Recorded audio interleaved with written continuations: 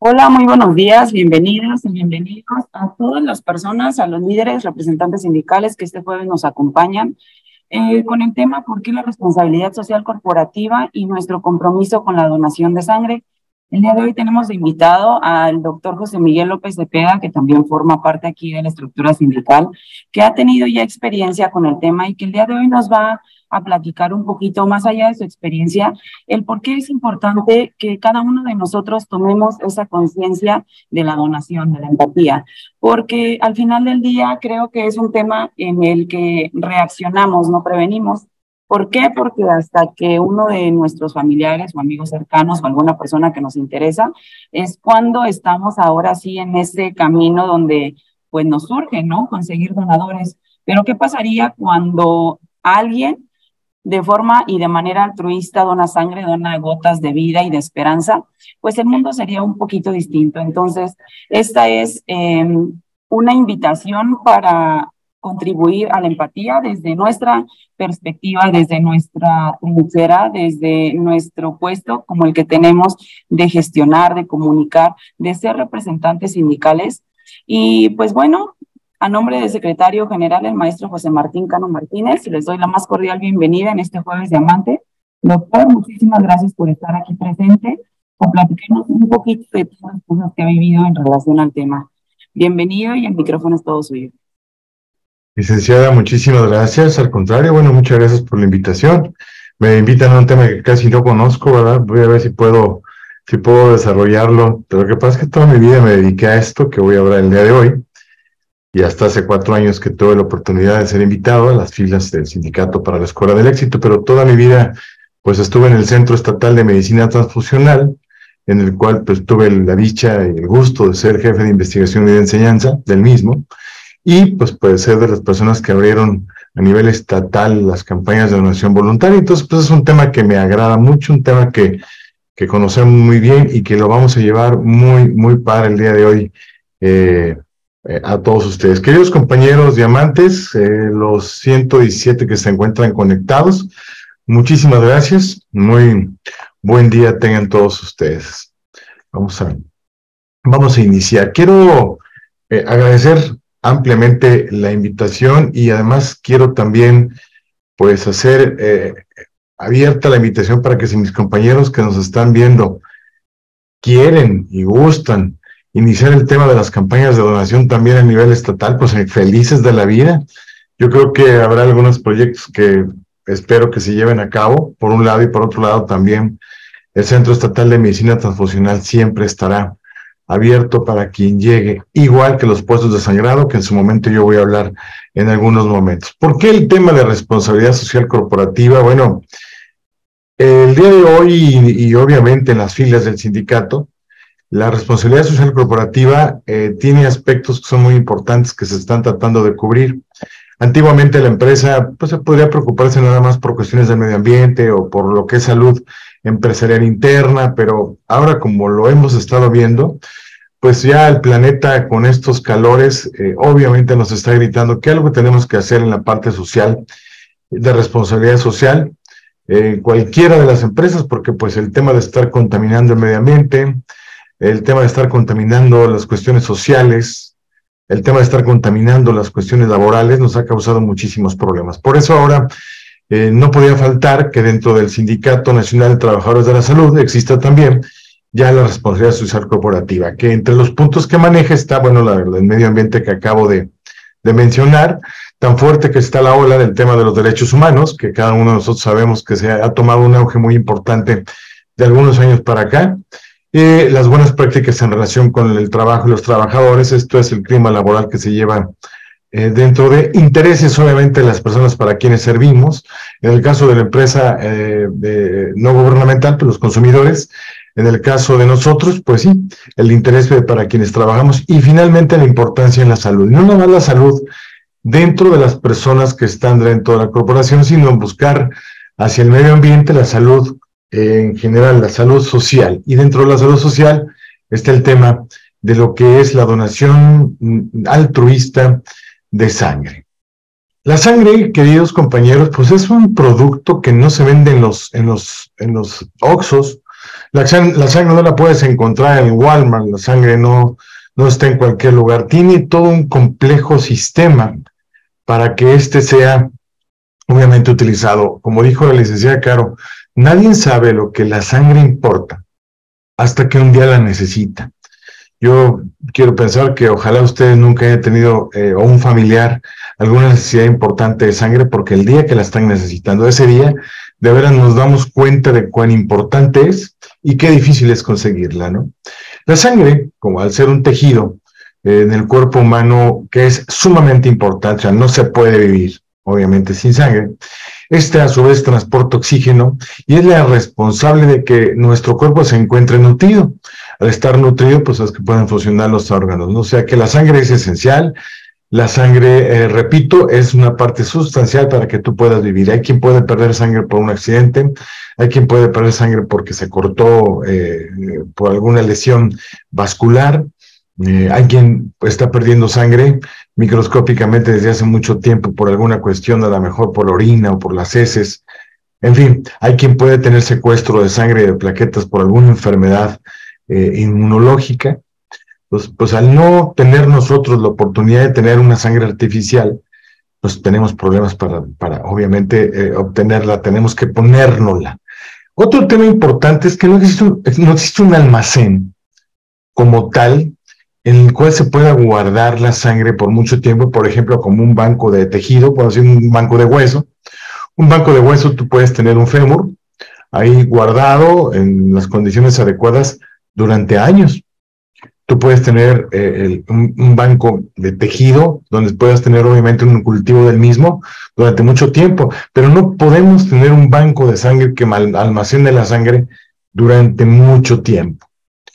¿Qué es lo que contiene este tejido tan importante que ocupamos? Bueno, está dividido entre tres cosas principales. Primero son los glóbulos rojos, que son aquellos que se encargan de transportar precisamente lo que decía hace un momento, el oxígeno, que es sumamente importantísimo para que los órganos tengan, obviamente, ese oxígeno que se requiere. Transporta también plasma. En el plasma existen minerales, ahí van nadando todos los nutrientes, de agua, obviamente. Recordemos que el 80% de la superficie corporal está formada por agua. Entonces es a través del plasma que tenemos la estructura proteínica para que podamos tener, obviamente, ese posicionamiento del agua dentro del cuerpo humano. Y finalmente las plaquetas, que son aquellas células que están circulando ahí en el proceso del transporte de la sangre, y su función es la coagulación. Lo usamos muchísimo en pacientes que tienen problemas hematológicos y algunas otras patologías, donde no pueden coagular, donde probablemente hay secuestro de plaquetas. Entonces, dentro de estos tres productos es que es importantísimo que tú seas un donante de sangre o ayudes a que la gente done sangre.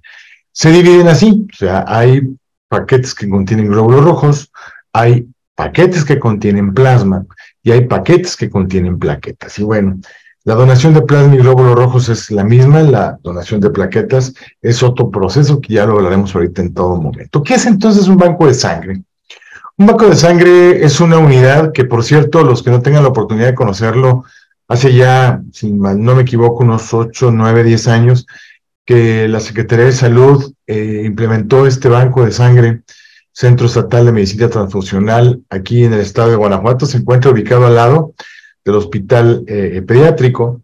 Es un banco de sangre que está adherido junto con el Centro Estatal de Trasplantes. Pero este es un lugar de suma importancia porque un banco de sangre lo que hace es, bueno, pues ayudar al proceso de captación, ya sea por reposición, que es cuando ustedes le dicen, bueno, vamos a hacer una intervención o vamos a ocupar sangre para su familiar, y se le da la convocatoria a los familiares y bueno, pues bueno, acuden, hacen una cita para que se haga la captación de esa sangre que se le va a poner al paciente y se pueda reponer. Repito, es importantísimo reponerla. Al no tener obviamente pues un stock, como les dije, que se pueda manejar durante mucho tiempo, pues tenemos que reponerla. El centro estatal capta, procesa. El proceso para que una unidad de sangre pueda salir y pasársele a un paciente, quiero que imaginen ustedes, por todo lo que tiene que pasar. Hay una serie de controles muy estrictos y una serie de controles muy interesantes para que se puedan dividir, obviamente, de la sangre total que se captó en el momento de la donación en los diferentes componentes. Se mantiene desde un inicio hasta el final casi en una forma cerrada todo este proceso separando los componentes. A diferencia, como les decía yo, de las plaquetas, que las plaquetas como tal hay que ir a una donación especial que se llama plaqueta aféresis, obviamente, o una aféresis de plaquetas, para que se pueda captar. Se almacena el tiempo que se pueda almacenar. Repito, no se puede almacenar durante mucho tiempo, tiene un proceso de caducidad. También el Banco de Sangre del Centro Estatal distribuye estas unidades o estos componentes a todo el estado de Guanajuato, además de captarlo también. Existen puestos de sangrado en el estado que ahorita voy a mencionar en donde se encuentran, sobre todo para mis compañeros que anden por esa zona. Y bueno, los capta, los trae, los procesa, los almacena y después los distribuye a través de los mismos puestos de sangrado y finalmente pues se aplica al usuario. El usuario que a fin de cuentas es el que se ve beneficiado y agradecido de que gracias a todo este proceso él vive y tiene forma de seguir vivo, ¿no? Este banco de sangre, además de tener los componentes, le da la atención a todos los procedimientos que se hacen médicos y quirúrgicos a nivel estatal. Y también se crea este programa al cual yo les decía que tuve el gusto de pertenecer, que es la captación en forma voluntaria. Antiguamente, muy raras personas llegaban y, oiga, pues vengo como voluntario. Obviamente podíamos tener de esos 1, 2 o 4 en un mes, ¿verdad? Y bueno, con el estar generando campañas, el abrirlo obviamente a nivel estatal, nos permitió poder captar de empresas particulares, de oficinas, de obviamente familiares de los mismos de las empresas, y que este banco de donantes voluntarios creciera. Los hospitales en el estado de Guanajuato donde existen puestos de sangrado, para que todo el mundo lo sepa, bueno, están en Guanajuato, el Hospital General de Guanajuato, el Hospital General de Dolores Hidalgo, de Salamanca, de Celaya, en Irapuato, en el Hospital de Silao, el Valle de Santiago, en Uriangato, Acámbaro, Salvatierra, Pénjamo, San Miguel de Allende, San José de Iturbide. En todos estos hospitales generales hay un puesto de sangrado donde hay un médico responsable, está obviamente un proceso de captación, un proceso de guardarlo en una bolsita y mandarlo al Centro Estatal de Transfusión, como ya les expliqué, para que esto sea obviamente procesado y después regresado. De tal forma que se intenta que durante todo el año pues se cuente con el mayor número de unidades para cualquier situación. No están ustedes para saberlo, pero hay momentos donde se requieren 10, 20, 30 unidades para un solo paciente. Entonces, es cuando alguno de estos hospitales generales pide ayuda del que está al lado, al centro estatal, y el centro estatal se ve obligado, obviamente, a buscar la forma de cómo ayudarles. Además de los hospitales maternos de San Luis de la Paz, el hospital materno de Celaya y Irapuato, y el Hospital de Alta Especialidad del Bajío, que tienen su propio banco, su propio puesto de sangrado, pero pues también están dentro de la red y se benefician de las unidades que obviamente se les pueden aportar. Sin dejar de comentar que el Hospital de Alta Especialidad del Bajío, pues obviamente puede ser uno de los centros donde más se puede consumir unidades de sangre, puesto que ahí se llevan a cabo trasplantes renales, trasplantes hepáticos, y en fin, una serie de procedimientos de tercer nivel, que como ustedes saben se pueden llevar unidades a pasto y a granel. Y bueno, dando esta generalidad, vamos ahora a hablar de cuáles son los tipos de donantes que existen, obviamente, actualmente en el mundo. Bueno, hay lugares donde el donante de reposición ya no existe, pero aquí todavía sigue funcionando. ¿Quién es un donante de reposición? Pues aquella persona al cual se le pide a un familiar tuyo que si tú requeriste unidades 1, 2, 3, 4, 20, tienen que ir tus familiares a reponer. ¿Para qué? Pues para que, obviamente, en el proceso de reposición podamos tener, obviamente, esas unidades que fueron usadas en tu familiar. Y se firma incluso un compromiso para que puedas, obviamente, reponerlo. Segundo tipo de donante es el voluntario, aquella persona que llega por su propio pie, que estira con mucho gusto el brazo, sin recibir absolutamente nada a cambio. Tampoco el de reposición recibe nada a cambio. Ahorita les voy a decir qué es lo que sí se recibe, ¿no? Y finalmente el autólogo, que es una donación de sangre muy interesante, que se hace cuando a ti te van a hacer un procedimiento programado, pues tú donas tu propia sangre y te pasan tu propia sangre. Obviamente la donación autóloga pues es también muy mínima, porque pues quiero repetirles que la mayoría de las gentes que llegan por un asunto de urgencia, por algo que es sumamente ya imperante, y pues no tuvieron la oportunidad de donar. Además, si te van a hacer una intervención y no cumples tú mismo con los requisitos porque estás tomando medicamentos por el problema que tienes, pues probablemente no pueda, hay ciertos medicamentos que no puedan donarse en forma autóloga, que ahorita los vamos a mencionar. Entonces quedan 3 tipos de donantes, donde se encuentran los puestos de sangrado a nivel estatal, para todos los 112 compañeros que están viendo, ¿no? ¿Cuál es el panorama o por qué este tipo de charla? ¿Y por qué en la empresa socialmente responsable? Hay una resolución en la Asamblea Mundial de la Salud que hace y invita e insta a todos los miembros a que se elaboren sistemas nacionales de transfusión que estén basados en donantes voluntarios, no remunerados, que es el voluntario, obviamente. Nuestro país ha tenido ahora con este nuevo gobierno varios errores en el tema de la salud.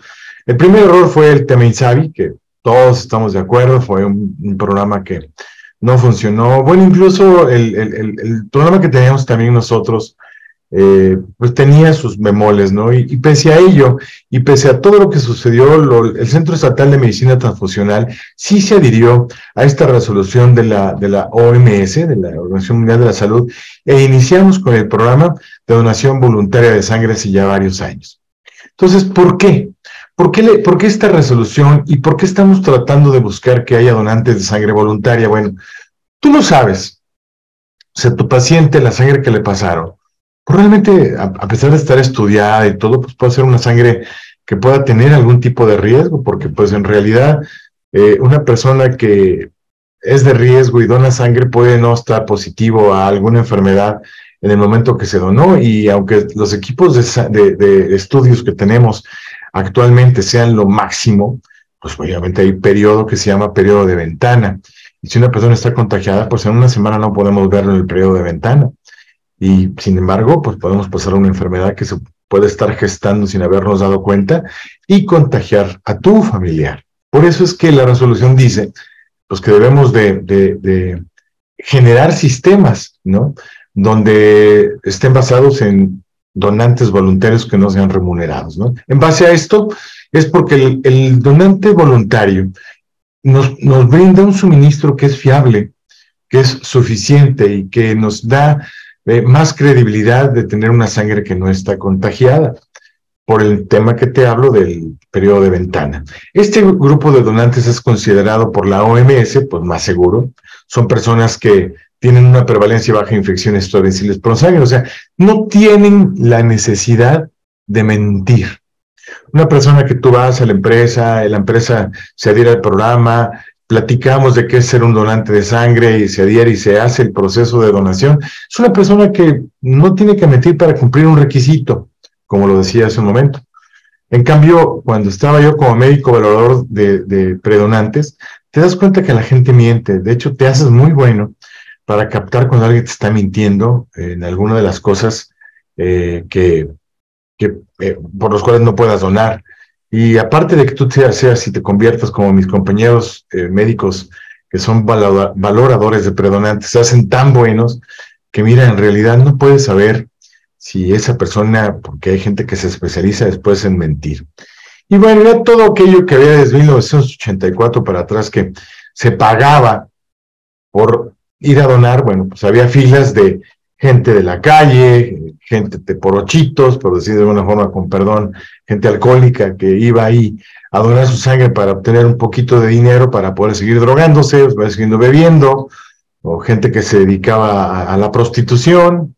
Y bueno, pues todo eso se radicó en el 84 cuando vino aquel boom del VIH-Sida. En el panorama, aquí está la porción, compañeros, a nivel mundial de donantes voluntarios no remunerados, de donaciones por donantes voluntarios no remunerados, pues es obviamente que pues nos impacta ver las cifras, ¿no? ¿Cuáles son los países donde la sangre es únicamente de voluntarios no remunerados? Son los que están completamente en café, en este caso el 99-100%, y estás viendo obviamente Estados Unidos, Canadá, Europa, países hacia el sur de África, Australia, son países, el Reino Unido, obviamente son países que están completamente dedicados al rubro de que toda la sangre que ahí se utiliza es de donantes no remunerados. Yo lo comento y lo comenté siempre en mis pláticas, que a mí me daba mucho impacto que de repente llegaba al Centro Estatal de Transfusión un turista de alguno de estos países, un americano, un europeo, un australiano, alguna persona árabe, y llegaba y estiraba el brazo, ¿no? Sobre todo cuando venían las ferias, estas del Ampic, Zapica, y tú le decías a la persona, bueno, ¿por qué viene usted a donar? ¿O para quién? No, dice, es que en estas épocas yo siempre dono en mi país, y hoy me tocó estar aquí en México, y vengo a estirar mi brazo, ¿no? Y ahora a mí me impactaba mucho ver ese tipo de actitud, porque obviamente te hace pensar que la cultura de la donación voluntaria está muy arraigada en ese país, ¿no? ¿Qué es lo que has estado intentando hacer en el nuestro, ¿no? En Cuba, pues obviamente también, o sea, como estamos viendo, repito, todos los que son en color café, es la porción de voluntarios no remunerados, donaciones no remuneradas, ¿no? Entonces, pues qué impactante. Pero lo más triste es que ve nuestro país, ¿no? Ve nuestro país, ve algunos países de América del Sur, algunos países africanos, incluso Irán, estamos viendo ahí en el mapa, que no tienen esta cultura laboral, esta cultura de donación de sangre voluntaria. Estoy conectado a la cultura laboral. Que bueno, pues sí, de eso se trata, ¿no? Dentro de la cultura laboral, pues está este tema, ¿no? Pero ve nuestro país, ¿no? O sea, tiene menos del 25% de donación de sangre voluntaria. O sea, casi la mayoría de la sangre que se usa en nuestro país es producto de la reposición, lo cual nos da un índice altísimo de tasas de contagio. Entonces, tú mismo, sin deberlo, ni temerlo, ni quererlo, mañana mismo o en 2 horas puedes ser una persona que recibe una unidad de sangre. No lo puedes saber. Si en este momento te empieza a dar un dolor y acabas en una urgencia, en una cirugía de urgencia, probablemente necesites sangre. Y bueno, no va a alcanzar a llegar, tú no fuiste un donante obviamente propio, no va a alcanzar a llegar tus familiares a reponer, o sea que la sangre que vas a recibir es una sangre que ya alguien donó de otras personas. Entonces, por eso es que se hace la insistencia para que nos convirtamos en donantes voluntarios de sangre, y que ojalá en algún momento dado la sangre que se maneja en nuestro país sea una sangre de donantes remunerados, para que sea la sangre más segura, ¿no? Si te fijas en las cifras, aquí impactan, ¿no? ¿Y cuál es el panorama, queridos compañeros? En México, aquí podemos ver en esta gráfica, obviamente los estados que están pegados al norte tienen una tasa mayor de donantes voluntarios, precisamente que están pegados a Estados Unidos, pero también por el trabajo que se ha hecho ahí. En primer lugar tenemos a Chihuahua, que Chihuahua tiene muchos años todavía más atrás, avanzados. Yo recuerdo cuando iniciamos en el estado de Guanajuato a hacer las campañas de donación voluntaria, Chihuahua nos llevaba ya por años, ya tenían hasta un camión que se había donado obviamente de Estados Unidos, y se dedicaban a nivel empresarial a mover sus donaciones de sangre. Por eso es que de ahí nos inspiramos para que en el estado de Guanajuato, y por eso se encuentra en tercer lugar, y bueno, a lo mejor probablemente en primer lugar en el tema de donaciones ya voluntarias. Yo son cifras que no estoy manejando actualmente, yo ya no trabajo para el censo. Bueno, no estoy enterado de cómo están sucediendo las cosas, pero me hicieron favor de pasarme estas gráficas hace unos días. Agradezco con mucho cariño al doctor Medel, que fue quien se quedó en mi lugar, a Virginia Guiñaga Montero, que es la persona que está apoyando a la oficina, a su director, al doctor Torres Salgado, pues por permitirme mostrar esto que estoy mostrando el día de hoy. No son datos míos, son datos que aquí, como lo dice, hasta el 2018, bueno, Chihuahua, esto que estamos viendo, los azules son los altruistas, los rojos son los de reposición, ¿verdad? Y el gris es el total de donaciones que se llevan a cabo, en este caso Chihuahua, Nuevo León, Guanajuato, Jalisco, Chiapas, Yucatán, San Luis Potosí, Tamaulipas, Durango, Michoacán, Aguascalientes, Coahuila, Querétaro, Tabasco, Sonora, Veracruz, porque son los estados que figuran en mayor porcentaje a nivel nacional. Pero te digo, Chihuahua, si te fijas, su donación altruista tiene 6,965 unidades, esto es una tasa anual, ¿no? Ves, por ejemplo, en reposición son 3,440. Ellos ya vencieron esa parte. O sea, tienen más donantes voluntarios altruistas que donantes de reposición. En el caso de Nuevo León, vemos que no, o sea, que son 3,582 altruistas contra 5,500 de reposición. Pero lo curioso de Guanajuato es que, mira, hay 3,172 altruistas, pero nosotros tenemos una necesidad de 31,178. Somos un estado grande, un estado donde hay mucho movimiento en la salud. Somos un estado donde no se han detenido cirugías ni por medicamentos, no se han detenido cirugías ni por falta de componentes sanguíneos, ni porque no hay atención. Lo que estamos teniendo aquí es un estado con mucho movimiento en salud. Por eso se ha hecho desde hace tiempo para acá la intención de que sepan que somos el mejor sistema de salud a nivel nacional. Claro, porque aquí nunca se detuvo, aquí no entró el INSABI, como todos ustedes lo saben. De hecho, el INSABI ya no existe.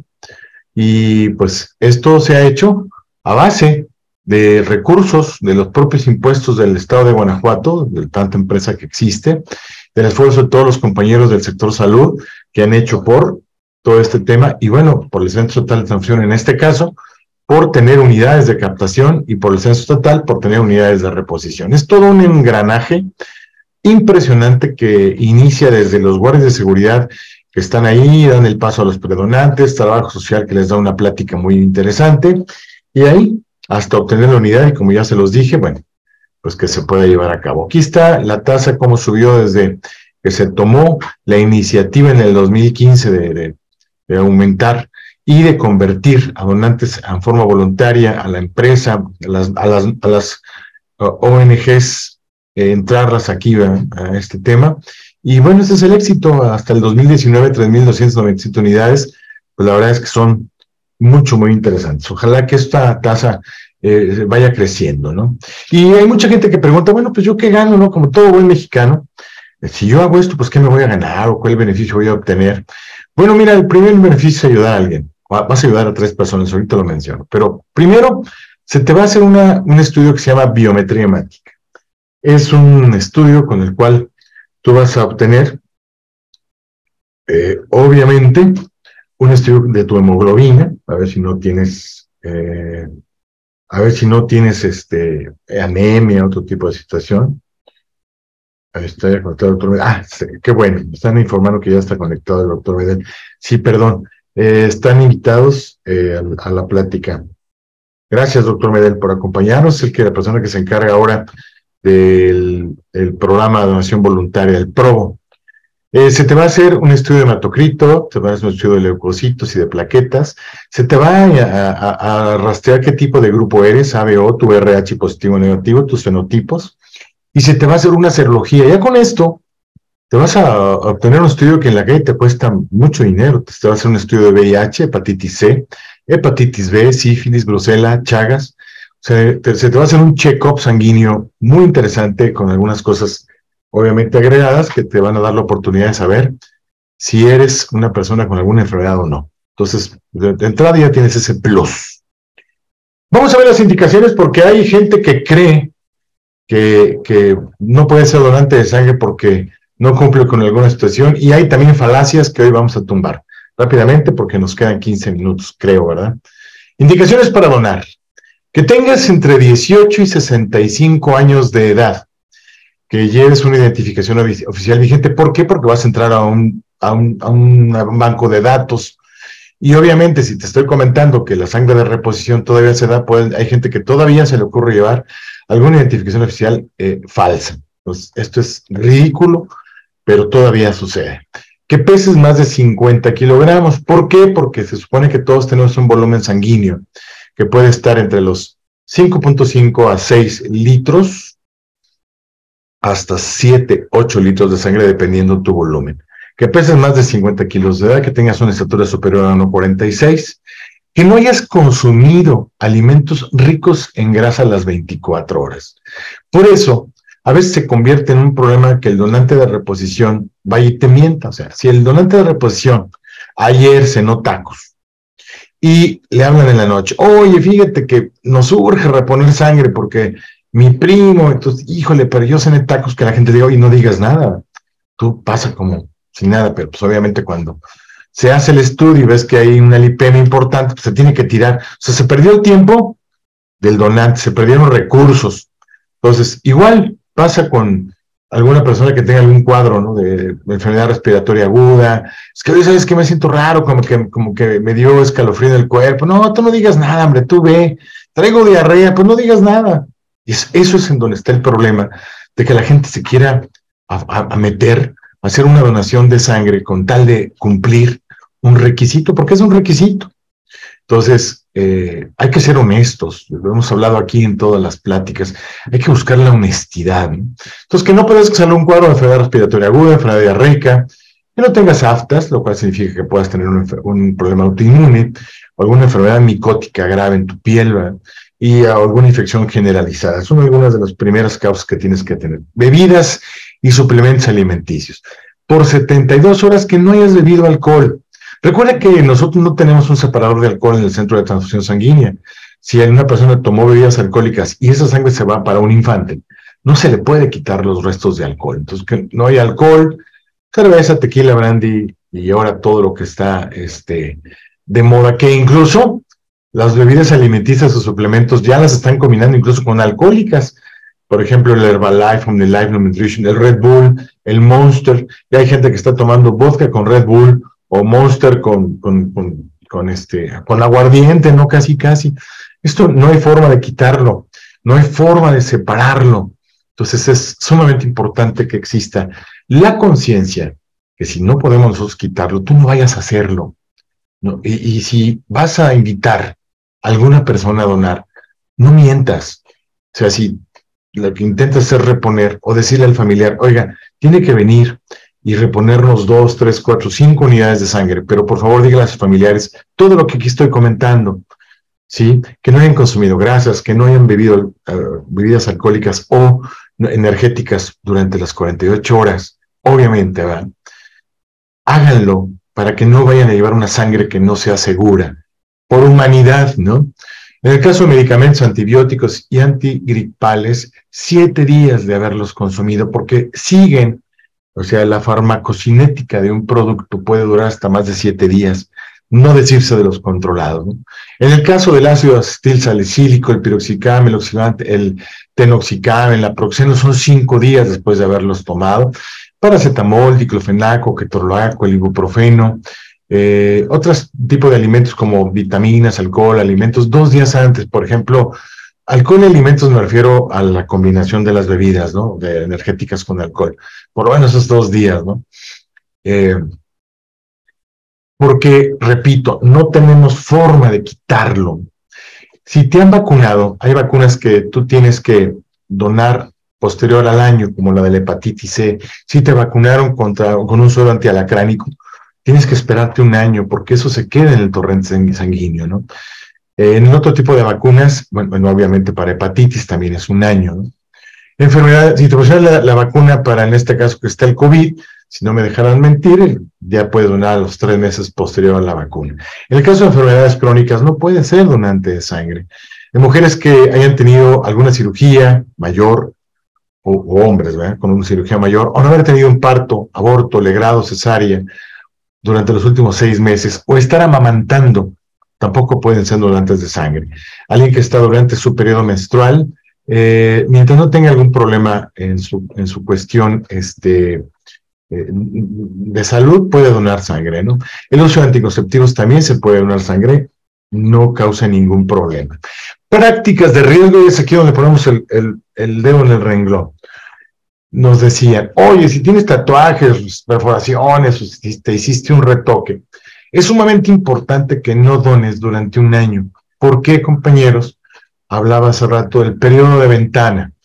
Tú no sabes si el lugar donde te hiciste el tatuaje, no me refiero a tu cuerpo, sino quien te hizo el tatuaje, realmente utilizó herramientas que hayan estado perfectamente bien esterilizadas. Yo comentaba en mis pláticas y a mí me pasó verlo en alguna feria de León, cuando se pusieron de moda los piercings. Ver un lugar donde te hacían la perforación con un aparatito y estaban ahí colgados los piercings para ponértelos en alguna parte del oído o de tu cuerpo, y la gente se los probaba después de hacerse el agujero, o sea, una forma aberrante, donde pudo haber habido una serie de contaminantes y de contagios, y la gente no se daba cuenta.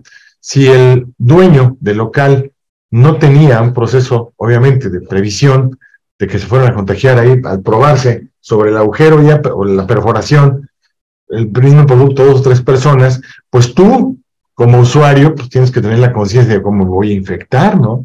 Se puede haber infectado hasta de VIH entre una persona y otra. Entonces, bueno, tatuajes o perforaciones o incluso retoques al año, personas que consumen drogas. ¿Por qué? Porque incluso se pueden inyectar y que las drogas puedan dar el torrente sanguíneo. Tener una sola pareja sexual durante por lo menos un año. Esto es sumamente importante.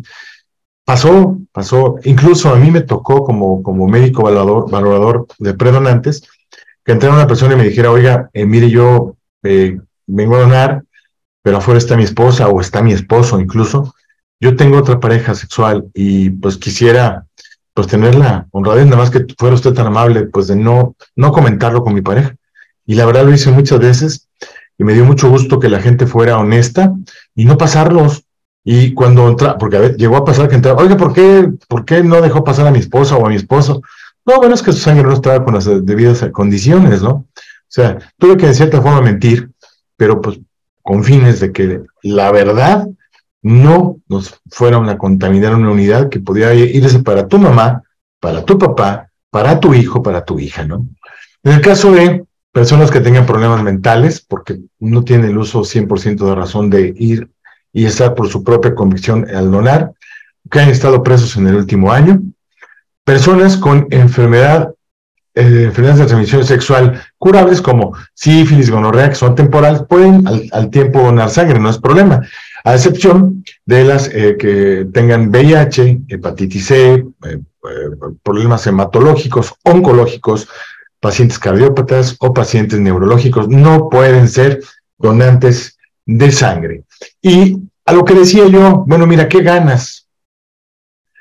Primero, pues, ¿cuánto te cuesta una prueba rápida de HIV, ¿no? ¿O cuánto te cuesta una serología para hepatitis A, B, C, ¿no? ¿Cuánto te cuesta una serología para Chagas, o para BDRL, ¿no? Para saber si es sífilis, gonorrea. Bueno, te cuesta una lana en lo particular. Eso es lo que ganas. Otro, pues hay gente que todavía a estas alturas no sabe ni su tipo ni su fenotipo. O sea, eso es común. Ya te decía yo que se te va a hacer una biometría hemática, un estudio. Y finalmente, tú sabías, como lo dije en un principio, cuando vas y estiras tu brazo, aparte de la satisfacción, como ser humano que tú tienes de ayudar a alguien con algo que va mucho más allá que el dinero, que va mucho más allá que darle algo de comer, es darle vida. Vas a poder ayudar a 3 diferentes personas. Por lo que te comenté, tu sangre, esa bolsita de 450 mililitros, va a ser capaz de darle vida a 3 diferentes personas, que pueden ser 3 niños, un niño, un adulto y un anciano, que los ancianos obviamente, como a lo mejor sus abuelitos, no pueden ser donantes, no pueden ser voluntarios de ellos mismos, tenemos que pasarles unidades, y así como ellos se ven, Dios quiera tú, algún día, no te veas, porque repito lo que dije al principio, lo difícil de esto, compañeros, es, nadie sabe lo que la sangre significa e importa hasta que un día la necesita. Entonces sirva este primer preámbulo, compañeros, para poder, primero que inicies una cultura personal de todo lo que el día de hoy aquí escuchaste.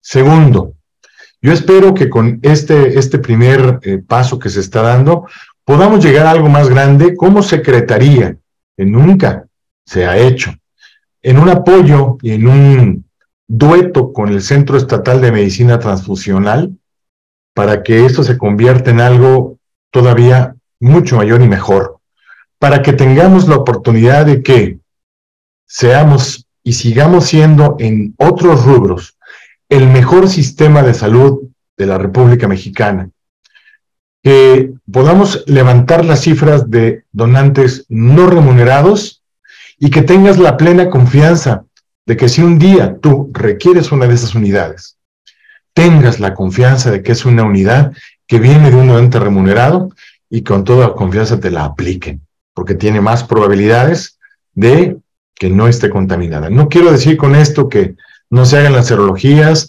y que no se hagan los estudios, pero ya te comenté, hay un periodo de ventana que podemos, obviamente, contagiar. ¿Y de qué dependemos? Pues dependemos de la honestidad del humano que fue a donar esa sangre, de la honestidad de ese humano que fue y le dijo al médico predonante, al médico valorador de predonantes, la verdad, si le haya mentido, ¿no? Y finalmente, bueno, esos son 5 filtros, compañero. El primer filtro es el que tú le digas a una persona, ayúdame, necesito de tu sangre, y tú le preguntes, oye, ¿tienes más parejas? Pues dime, si no cumples con estos requisitos, mejor no vayas. Ese yo le diría que es el primer filtro, tú. El segundo filtro se lleva a cabo ahí en trabajo social, que les da una plática, les dice todo esto que te acabo de decir, y si ahí ya las cosas pasan, bueno, pasan con el médico. El médico es un tercer filtro, el médico les pregunta, les dice, le hace, perfecto. El cuarto filtro después del médico es que después de haber donado a la persona, rellena un papelito donde dice, ¿mi sangre segura sí o no? Porque a lo mejor al médico no le quiso confesar algo, pero todavía tiene esa oportunidad al último, después de haber donado, no es segura. Y en cuanto nosotros vemos que puso eso, la sangre se desecha. Y el quinto filtro, pues es los estudios que les he hablado, ¿no? El estudio serológico, la bioinformática, y para que esa unidad, pues finalmente sea liberada. Pues que todo esto que hemos platicado aquí, queridos compañeros, sea útil para todos los que no sabían que es un centro estatal de transfusión sanguínea, también para todos aquellos que no están enterados de lo que cuesta una unidad de sangre que se pasa a un paciente. En fin, es todo un mecanismo y un engranaje al cual les estamos invitando a cada uno de ustedes a darse cuenta. Y quiero agradecer muy ampliamente, repito, ya lo he dicho, al director del Centro Estatal de Medicina Transfusional, el doctor Gerardo Torres Salgado, a la persona que se quedó a cargo del programa de probo y de enseñanza dentro del Centro Estatal de Transfusión Sanguínea. Doctor Medel, muchísimas gracias por permitirme prestarme también parte de tu información y diapositivas. Virginia Guiñaga, que es la secretaria encargada también ahí del programa y que está apoyando, y a cada uno de los compañeros que forman parte del Centro Estatal de Medicina Transfusional, que hacen posible el milagro de que alguien viva a través de una unidad de cualquier tipo de componente. Y bueno, agradecer a nuestro secretario general, maestro Martín Cano, la oportunidad de la libre expresión aquí a través de este canal. Licenciada Caro, muchas gracias, Dazaer, a todos, y bueno, sobre todo, muchas gracias a cada uno de los oyentes el día de hoy. Aquí 110 personas nos han acompañado, que son los del equipo Diamante, que como cada uno de ustedes sabe, es el equipo que se encarga de llevar información y estar al tanto de cientos de cosas con todos los compañeros de este maravilloso y gran sector salud del Sindicato Nacional de Trabajadores de la Salud, la sección 37. Pues un agradecido. Muchísimas gracias por la invitación.